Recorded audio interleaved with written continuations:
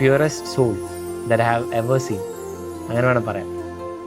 ഇത്രയും കെയറിങ് ആയിട്ടും ഫാമിലി ആയിട്ടൊക്കെ ഇത്രയും കണക്റ്റഡ് ആയിട്ടുള്ള പ്യുവർ വൈഫി മെറ്റീരിയൽ.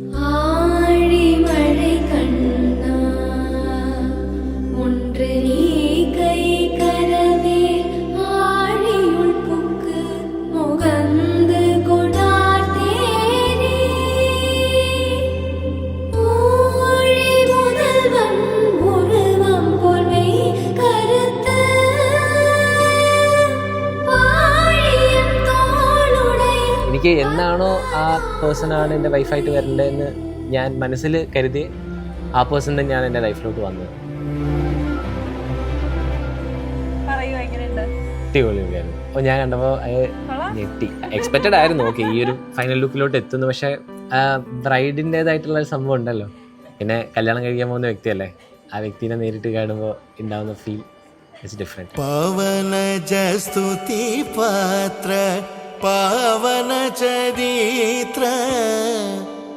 ഓൾസോ അമ്പലത്തിന്റെ ഫ്രണ്ടില് നമ്മള് എല്ലാരും കൂടി നിൽക്കുമ്പോ രോമൊക്കെ ആ ഒരു ഫീൽ ഉണ്ടല്ലോ, നമ്മളവിടെ കുറച്ചു നേരം നിൽക്കാൻ പറ്റി.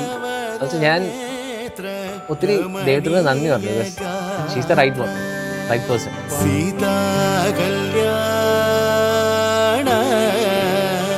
ഞങ്ങൾ ശരിക്കും ധഞ്ജുവിനെയാണ് ആദ്യം വരുന്നത് കണ്ടത്.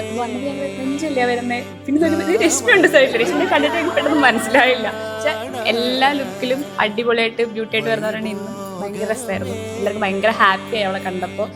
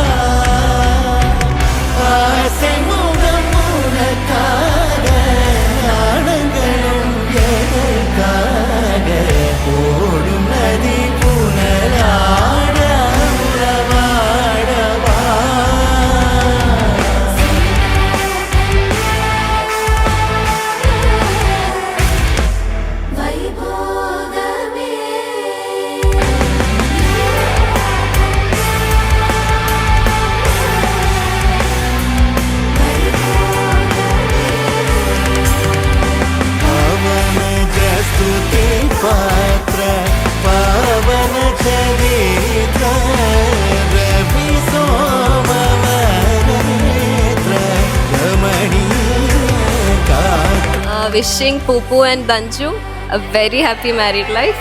All the best. We love you.